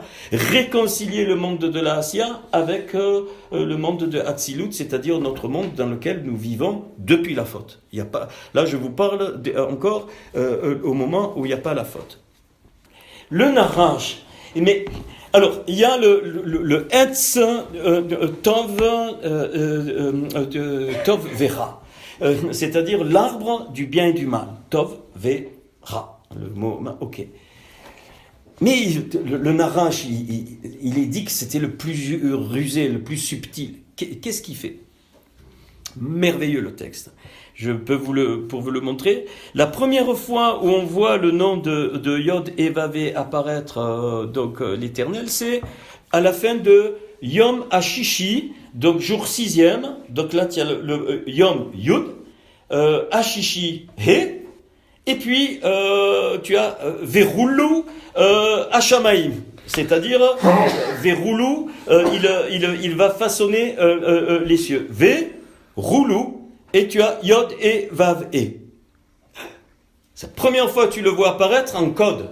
Parce que tu ne le vois pas direct, mais la première lettre, je vous le montre là, tout à l'heure, la première lettre de Yom, Ashishi, 6e, le He, et puis il passe Roulou, Hashamaim, et c'est bon, où il est dit, voici les générations, mais c'est pas ça, c'est voici l'histoire de la création, et là il crée, à ce moment-là, avant, évidemment, on est avant ce qu'on a vu tout à l'heure, et il fait sortir d'une vapeur, rappelez-vous, l'eau, l'air, la terre, et Adam apparaît. L'eau, l'air, la terre, Adam apparaît, et la roue de Dieu pour qu'il devienne une Nefesh Raya. Sinon il a fait l'eau, l'air, la vapeur, il mélange à la terre, ça bouge pas. Même si on était comme ça, enfin il n'était pas comme ça, mais rien ne bouge, ça c'est clair. Hein, et il souffla, il a mis sa roue pour qu'il devienne une Nefesh Raya, c'est-à-dire donc une âme vivante. Écoutez bien, rappelez-vous ce qu'on avait vu avec le cercle et l'arbre, avec le cercle et la ligne droite, vous vous souvenez de ça, des énergies circulaires et de l'énergie verticale. Rappelez-vous que la terre avait déjà dans son principe la capacité de se révolter parce que Dieu voulait que même la nature le choisisse ou pas. Pareil là. Et donc il le crée, et déjà, et c'est pour ça qu'il met l'arbre dans le jardin d'Éden. Enfin, je peux pas tout expliquer, on arrive à un niveau, et puis stop, après c'est un mystère. Moi j'ai dit, Seigneur, voilà, tu révèles ce que tu veux, toi, révéler. Pour que il voulait que Ish et Isha, librement, avec arbitre, obéissent à ce qu'il avait dit. Voilà, tu peux prendre de tous les arbres du jardin, mais quant à l'arbre du bien et du mal, tu n'en prendras pas, parce que le jour où tu en prends, tu meurs. C'est-à-dire que tu deviens mortel. Il n'est pas dit quoi que ce soit, il n'est pas dit, il n'avait pas privé de prendre l'arbre de vie, jamais. Ce n'est que quand il y a eu la faute, il faut bien comprendre que le Seigneur a mis des chérubins, des chérubins, il dit, le Seigneur il dit, Ish et Isha sont devenus comme l'un de nous, c'est-à-dire là il rappelle l'image, comme l'image que j'avais créée, empêchons-le maintenant de prendre de l'arbre de vie, sinon tu te rends compte, il aurait été pécheur éternellement. C'est ça c'est une grâce que le Seigneur a fait, qu'il a bloqué le chemin de l'arbre de vie. Pourquoi le naranj, il a parlé à Isha et pas à Ish, parce que Ish, lui, il avait le Yud, c'est-à-dire il respectait la loi, la loi de Dieu était en lui. Mais la loi, telle quelle, la loi écrite, si tu laisses la loi écrite, tu fais rien, ça, tu tues avec ça, tu peux tuer. Hein, et il faut qu'elle devienne vivante, donc il fallait Isha, hein, donc il fallait que le hé apparaisse. Mais le hé est très délicat. Parce que la femme qui s'enflamme, on le retrouve dans plein de domaines, et c'est magnifique, c'est pas une tare, c'est que Dieu qui a voulu, c'est un feu, c'est le feu de la création, c'est la couronne de la création, il le faut. La femme est un feu, c'est elle qui enfante, c'est elle qui réalise. Et le naranj, il s'est pas attaqué à Ish, ça c'est clair. Hein. Il a vu qu'il pouvait s'attaquer à Isha. Et là, il y a quelque chose de très beau.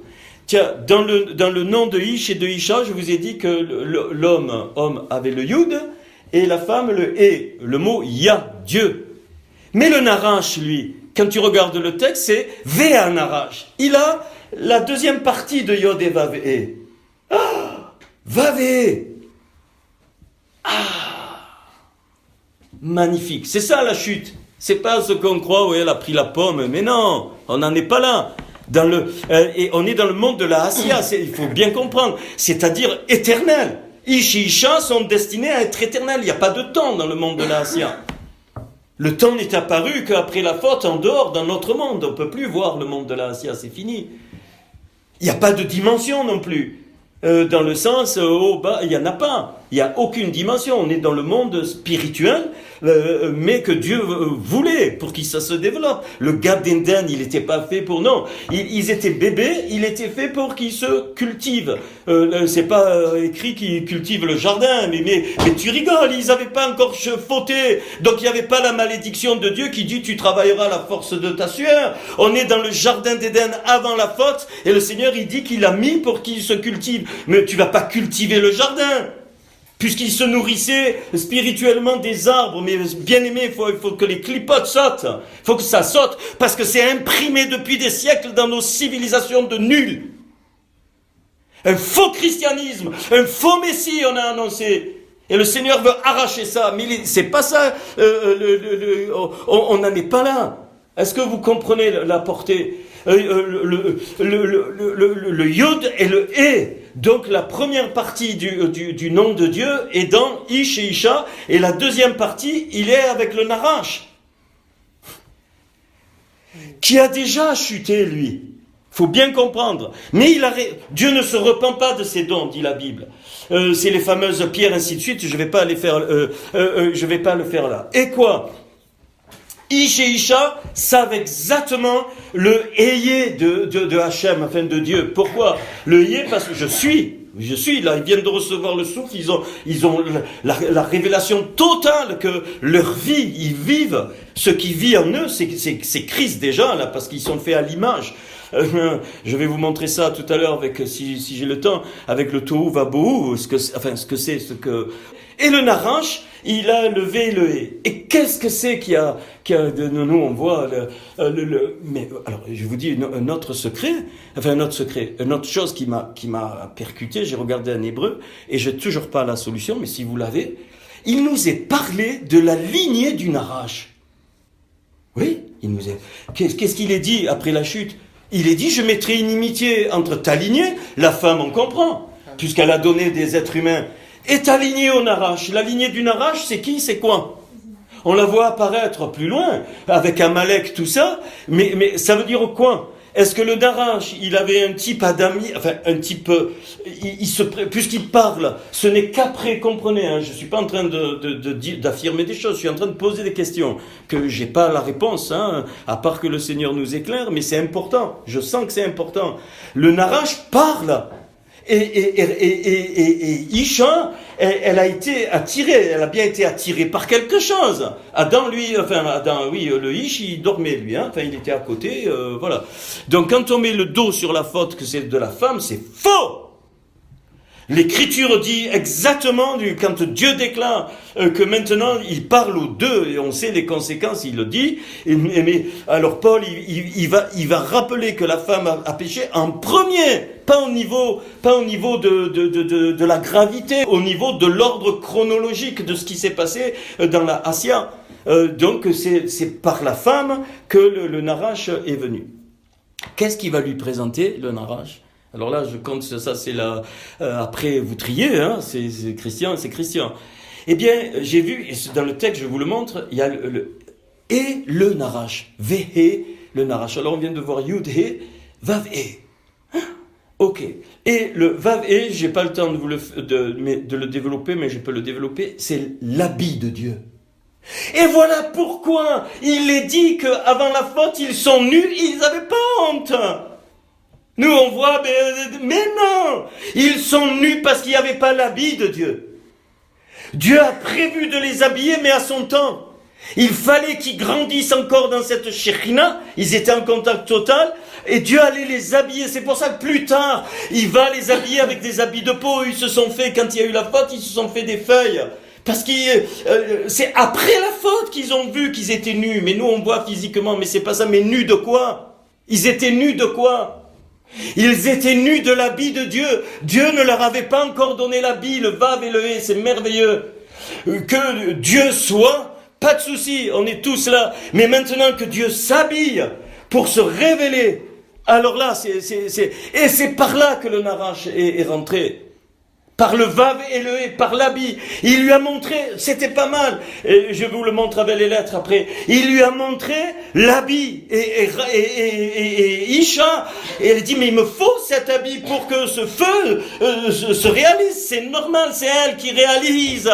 Il va pas s'attaquer à la conception, puisque c'est elle qui réalise, bien aimé, que vous comprenez, en tout cas les sœurs, j'espère. On avait vu l'homme, par exemple, le masculin, il conçoit, mais le féminin, et il le dit, mais pour arriver à ça, il faut développer.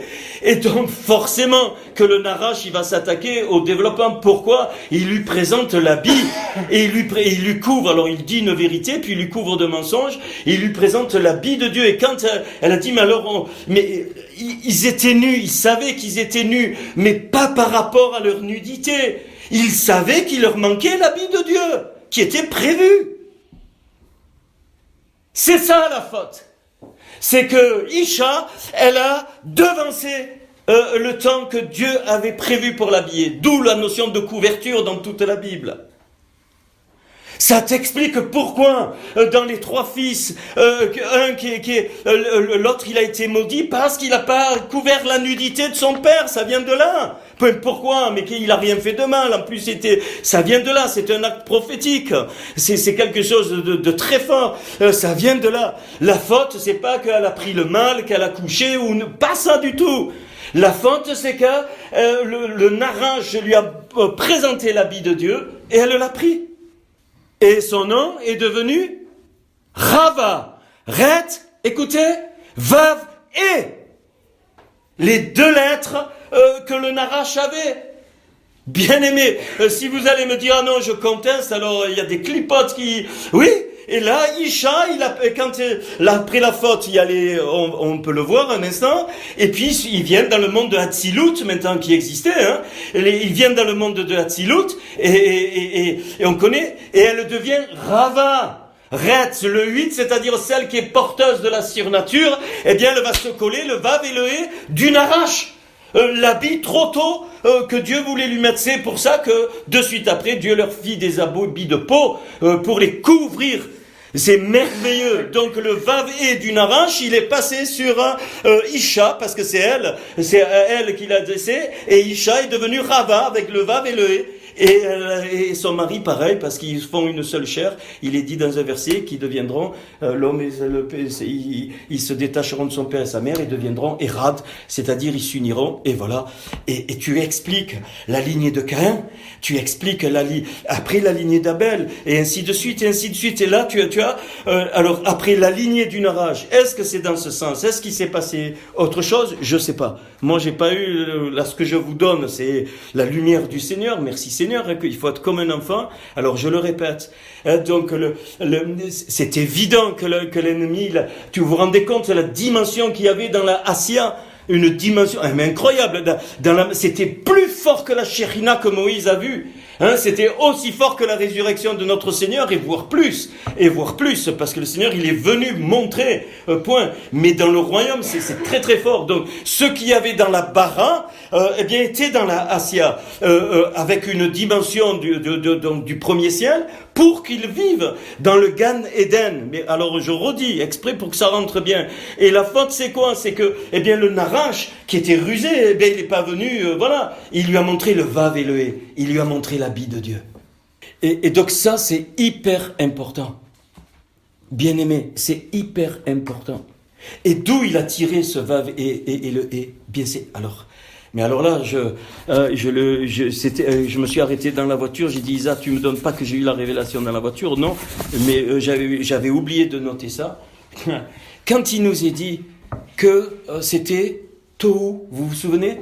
Va Bohu. Tohu va Bohu. Regardez, c'est ici.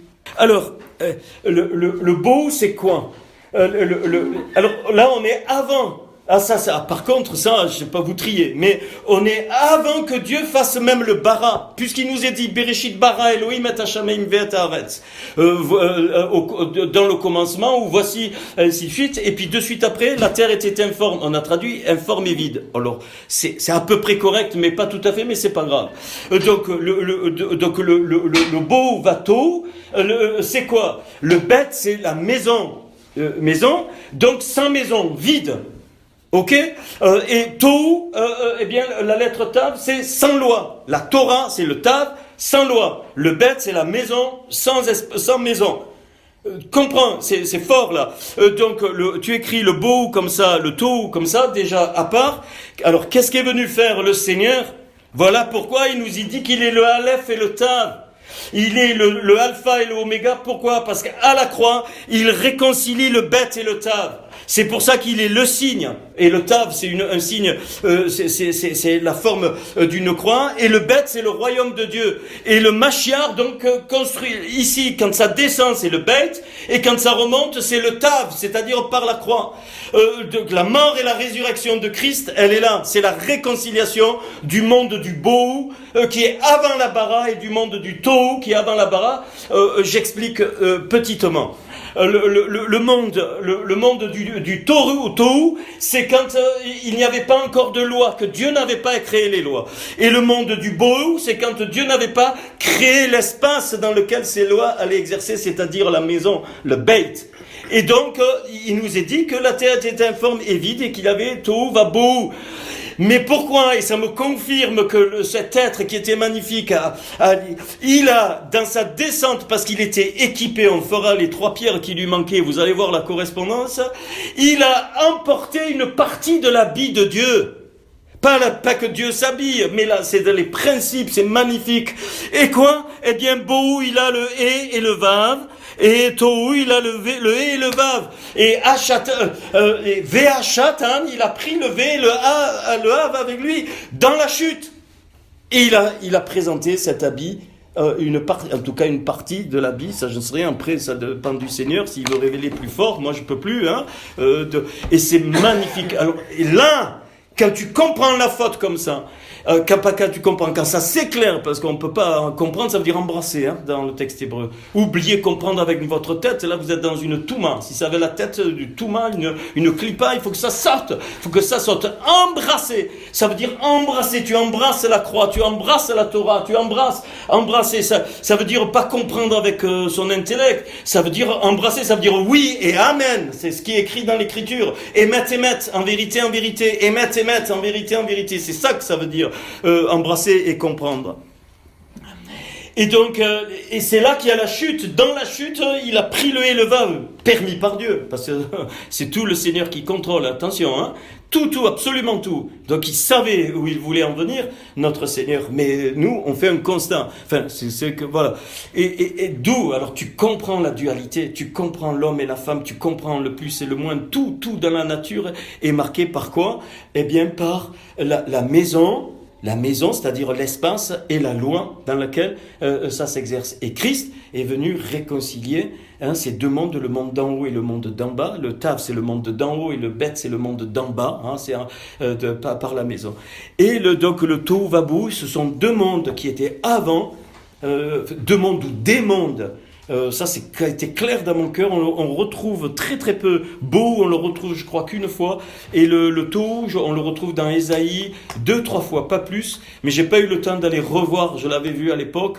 Et c'est merveilleux. Et donc, le Vav et le He correspondent là. C'est ces fameuses pierres, les 9 pierres que Satan qu'il avait sur lui, les 3 qu'il a perdues. Et il lui est resté le Vav et le He, c'est-à-dire sur lui, hein, l'habit de Dieu, il était revêtu, dit Ésaïe, de pierre, donc c'était bien l'habit. Alors ça, dans mon cœur, ça a été fort. Le but de Dieu dans le Gan Eden, c'était, parce que Dieu est un Dieu de liberté, c'était que Ish et Isha choisissent l'arbre de vie, hein, le Etz Chaim, et avec le Etz Chaim, ils grandissent, et quand c'est-à-dire ils étaient cultivés dans le sens grandir eux, pas le jardin, il n'y avait pas la malédiction, qu'est-ce qu'ils avaient besoin de cultiver le jardin? Ça n'existait pas, on est dans le monde de la Assia. Ça n'existait pas, c'est qu'après la chute que Dieu a dit à l'homme, tu travailleras pour la terre, et on va peut-être y venir. Et ça, c'est merveilleux, hein, de capter ça, parce que là, tu es au centre même de la croix. Tu es au centre même de l'œuvre du Mashiach. Le Mashiach, c'est le seul homme parfait, entre guillemets, qui va réconcilier le monde d'en haut et le monde d'en bas. Les Juifs, eux, ils attendent. Il y en a qui reconnaissent que celui que nous, on loue, eh ben c'est lui qui est venu une première fois et qui va revenir une deuxième fois. Mais moi, je préfère un juif qui ne reconnaît pas encore Jésus comme son Messie que des milliards de chrétiens qui font que des conneries parce que conduits par des hommes qui ont falsifié la vérité, qui ont détruit les gens. Et je m'excuse d'être carré parce que ça me fait trop mal parce que c'est la vérité qui t'affranchit. Le Jésus a dit c'est la vérité qui t'affranchit, qui te rend libre. C'est pas les oh, mais ils sont gentils. Mais non, gentil, tu peux aller en enfer tout en étant gentil. Et alors, quelle va être la conséquence de cette faute? Ça vous a éclairé sur ce... Alors, on est loin de la pomme, hein, on est loin de relations sexuelles, mais pas du tout. On n'est pas là du tout. Voilà. La bille était devancée, elle l'a pris, parce que n'arrache. Hein, il est venu, et il connaissait. Chez Isha, évidemment, un Yud et l'autre Et, donc ils avaient l'existentialité, j'allais dire, de Dieu en eux. Le Ya, il était en eux. Mais le Vav et le Et, Dieu l'avait prévu. C'est pour ça qu'il lui met quoi après la chute? Qu'est-ce qu'il a dit? Qu'il les a couverts de peau. Parce qu'il y avait la notion de la croix, du sacrifice. Il les a couverts voilà, parce que c'était trop tard. C'était trop tard. Pourquoi? Et le Seigneur va régler son compte au Narash. Il va régler son compte à Isha, il va régler son compte à Ish, et il va régler son compte à la nature. Du troisième jour, vous vous souvenez que le Seigneur lui dit, tu produis un arbre fruit, hein, donc un etz péri, et océ péri, et en même temps un arbre fruit qui donne des fruits. Et la nature, elle s'est révoltée, elle a produit qu'un arbre qui donne des fruits. Donc le Seigneur n'était pas content. Et j'ai dit, mais attends, en fait, elle y est après la faute. Le Seigneur, il a tout mené, mais on est dans le monde de Bara et de Assia, tout mené jusqu'à... Il savait pas. Il a donné la possibilité, en créant la révolte, le Seigneur il faut absolument, on ne sait pas pourquoi c'est un mystère, il faut absolument que l'homme, que toute la créature, toute la nature soit libre de choisir. Quand je dis ça, c'est bien sûr les animaux font pas un choix, ainsi de suite. Il a mis les lois qui fonctionnent eux, et les catastrophes viennent de quoi? De mauvais anges qui sont dans le deuxième ciel et qui déclenchent les choses et que Dieu permet. Mais sinon, cette notion de liberté, c'est fort en moi, mais je sais pas si vous la captez, c'est normal, elle est voulue de Dieu pour qu'on choisisse. Et si on choisit le bien au lieu du mal, si on choisit la voie de Dieu, c'est là que ça devient très fort. Et l'ennemi, il est cloué, il est fermé. Et c'est là que les malades sont guéris. Je crois que Dieu peut guérir les malades, mais pas dans l'état dans lequel est l'Église. Les malades sont pas guéris parce qu'elle est fracassée, son corps est fracassé. D'abord ça a été une prostituée, puis maintenant elle est complètement endormie. Pourquoi? Parce qu'il n'y a pas la révélation. Et j'espère qu'on va être reconstruit dans ce sens jusqu'à notre mort. Mais écoutez, ou alors il faut déchirer ce qu'il y a écrit là-dedans. Quand le Seigneur circulait, les démons sortaient. Le démoniaque de Gadara, il se lapidait avec des pierres. Il a envoyé les démons dans le désert instantanément. Ils n'ont pas fait des séances de cure d'âme et de toutes ces bêtises. La puissance de l'Esprit de Dieu, de la roi de Dieu s'exerçait parce que Christ ramenait Gan Eden. Il ramenait la dimension du jardin d'Éden. Et nous on dort. Amen. Je ne peux pas tolérer, pardon, pas moi, mais en moi l'Esprit de Dieu. Non, on doit, mais peu importe, chacun on est un avancement. Mais on ne va pas faire l'économie de la vérité. Si on reconnaît qu'il y a eu au moins une part de la vérité, Seigneur, on a un problème, c'est pas toi qui as un problème, c'est nous qui avons un problème. Alors fais-nous avancer. Dieu est excellent. Et en ces temps de la fin, il révèle des choses excellentes. Pour que les Juifs touchent le talent. Le talent, c'est l'Église, le reste de l'Église. Le reste tout petit va être. En disant, tu as la révélation que Yeshua, Machar, il était le vrai Messie. Parce qu'eux, ils sont voilés. En tout cas, pas tous. Eux, ils sont voilés. Ils voient bien la venue du Seigneur. Ça, ils sont forts là-dessus. Ils savent qui doit être le Mashiach. Il y a toutes les caractéristiques, fils de David, tout ce que tu veux. Mais ils n'arrivent pas à voir qu'il est venu il y a 2000 ans. Mais c'est pas en les tuant que mais surtout pas. Je me lève contre toute religion au nom du Seigneur. On doit les aimer tels qu'ils sont. On doit aimer les êtres humains tels qu'ils sont, même s'ils sont enfermés dans des clipas, dans des écorces, dans des toumas. Ben justement, ben si tu prétends avoir l'onction de Dieu sur toi, ben que l'onction libère les gens autour de toi. Et je me mets dedans. Et alors, bon, ok. Et alors, je comprenais pas, et puis d'un coup, mais peut-être vous l'aviez vu, moi je l'ai... alors oui, j'ai oublié, et quand avant qu'il y ait la chute, quand l'homme il dit pas, voici celle qui est os de mes os, chair de ma chair, que c'est à peu près correct, il dit pas os de mes os, dans le texte, il dit l'essence de mon essence. Quand il décolle, et qui voit, et là ça te parle, c'est pas la côte, c'est le mot tsila, c'est le côté, la moitié, et quand il décolle, il dit c'est l'essence, il voit son essence, mais avec la nature nekeva. Après j'avais plein de trucs sur pourquoi on a les cerveaux féminins, mais je peux vous le donner en mangeant, on va se réjouir, mais ne m'en massacrez pas, mais les sœurs elles sont contentes, alors là je me fais des copines. Non. J'ai pas le temps, les yeux de l'un de l'autre s'ouvrirent, ils connurent qu'ils étaient nus. Nus de quoi? Ils n'avaient pas le vêtement de Dieu. Ils l'ont pris, mais de la mauvaise façon. Attention, tu sais que tu peux savoir où Dieu veut t'amener, mais il y a un chemin qu'il a prévu. Si tu prends un autre chemin, tu vas tourner en rond, comme les Israéliens, pareil.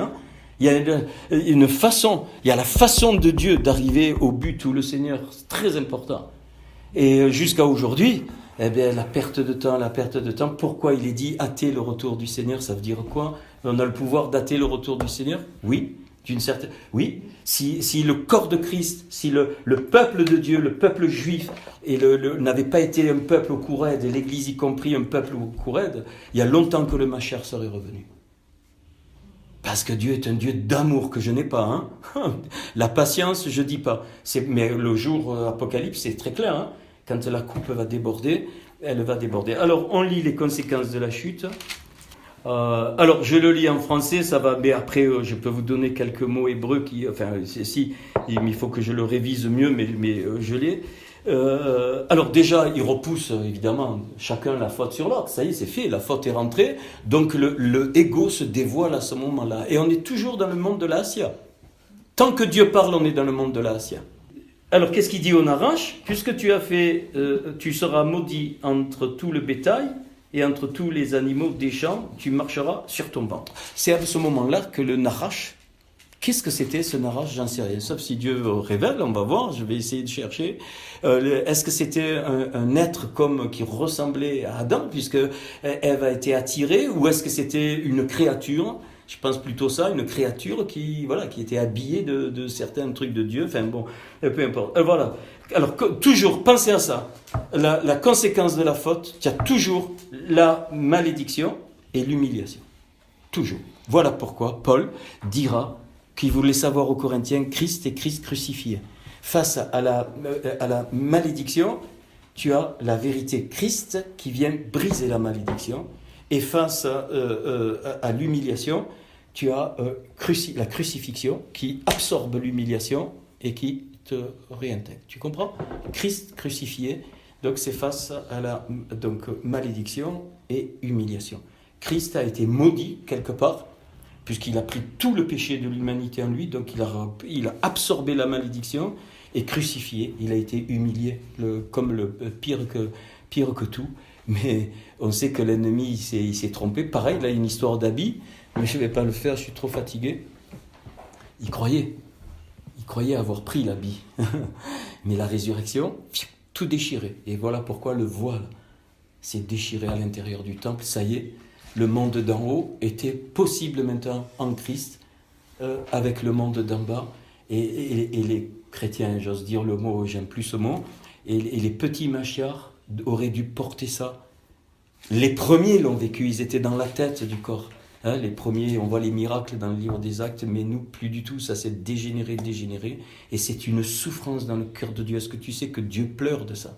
Dieu pleure de voir son peuple une prostituée, absorbé par les choses du monde. Il est faux, mais pas comme il faut, absorbé dans des mensonges, ils se mentent eux-mêmes, ainsi de suite, je ne vais pas développer ça, sinon je ne m'en sors pas.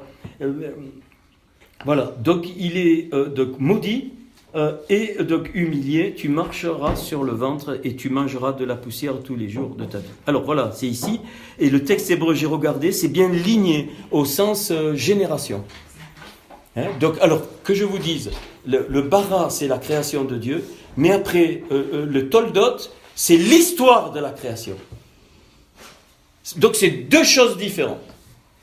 Merveilleux. Ça aussi, je vous donne la clé. Dès Genèse 2.4, c'est l'histoire de la création, et pour l'histoire de la création, c'est Yod et Vav et Elohim qui apparaît. C'est-à-dire maintenant, parce qu'il va y avoir tout ce qui est vivant. Hein, donc, avant, c'est la création, et à partir de Genèse 2.4, c'est l'histoire de la création. Alors, voilà. Alors là, c'est traduit à peu près correctement. Bon, il y a des écarts, c'est pas tu écraseras la tête et tu lui blesseras le talon, c'est il te visera, hein, le mot hébreu, c'est il te visera la tête et il te visera le talon et tu lui écraseras la tête, c'est visé. Entre ton lignage et son lignage, là c'est bien traduit. C'est bien traduit, j'ai regardé, c'est vraiment entre... comment on dit quand les lignées, tes descendants, voilà, c'est le même mot, ton lignage c'est tes descendants et les descendants de la femme. Qui sont les descendants? Pardon? Postérité, c'est pareil. Hein. Qui sont les descendants du Narach? Je ne sais pas, je n'ai pas eu la lumière du Seigneur. Peut-être je trouverai un jour avec les codes quelque chose, mais je ne veux rien donner à ce niveau. J'ai des petites idées, mais stop. Voilà. Maintenant, la femme, j'augmenterai la souffrance de tes grossesses. Donc ça, c'est la malédiction. Tu enfanteras avec douleur et tes désirs. Alors, c'est pas ça. Hein. Et il est dit, mais il dominera sur toi. C'est faux. Ça, c'est faux. Et il dit, il devra te protéger. Il demande à la femme qu'elle soit, donc, comme c'est par elle qu'elle a perdu la couverture, il demande à la femme d'être couverte par l'homme, mais pas dans le sens étouffé, dans le sens protection. Pas pareil. C'est pas la même chose. Pas du tout la même chose. Donc il y a une égalité parfaite. Et pareil, c'est pas parce que l'homme il reçoit sur le courgeon aussi. Hein. Il reçoit sur la courge. Hein. Voilà. Regardez. Et c'est là qu'on trouve la clé. Il règle le compte à la nature en même temps du 3e jour. Regardez. Il dit à l'homme, puisque tu as écouté la voix de ta femme et que tu as mangé de l'arbre au sujet duquel je t'avais donné cet ordre. Alors très important. Attention, je ne suis pas en train de dire que toutes les femmes sont comme ça, tous les hommes sont comme ça. Attention à ce que je vais dire. Hein. Ce que je dis, c'est un principe général, mais qu'on doit... Voilà. Souvent, par rapport à la femme, l'homme n'ose pas dire. Je suis formel là-dessus. Formel. Attention, n'allez pas dire que tout... Non. Et je crois qu'à un moment donné, c'est le rôle du masculin... Hein, parce que Dieu l'a mis plus, mais on va le voir. Il y a la rourma et la bina. La bina, c'est féminin. La rourma, l'homme masculin et la femme féminine ont les deux. Mais l'homme a beaucoup plus de rourma que de bina. Et la bina, ça fait toutes ses qualités, la sensibilité, l'intuition, tout ça, mais il y a une fragilité. Alors, depuis la chute, hein, on parle toujours depuis la chute. Je suis convaincu que si Adama, donc Adam avait dit à celle qu'il avait sortie, donc Ish, il s'appelle Ish, quand il dit os de mes os, il devient Ish, et Isha, si Ish avait dit à Isha, écoute, le Seigneur a dit, je suis quasiment convaincu que Isha ne prenait pas. Ne mangez pas le fruit de l'arbre de la connaissance du bien et du mal. Quasiment convaincu. Mais il dormait. Non mais c'est vrai, c'est écrit, il dormait, hein, même en hébreu. Hein, il était assoupi. Je ne sais pas du tout, mais on ne serait pas là, ça c'est sûr. S'il lui avait dit, je suis quasiment convaincu. Donc, après on peut échanger. Et que tu as mangé de l'arbre au sujet duquel je t'avais donné cet ordre, tu n'en mangeras point. Regardez, le sol sera maudit à cause de toi. Il règle le compte à la nature. Il maudit à ce moment-là, et c'est à ce moment-là que le sol ne peut plus donner. Il te produira des épines, ainsi de suite. C'est la sueur de ton visage. Et parce que Dieu est juste, voilà, je vais arrêter là.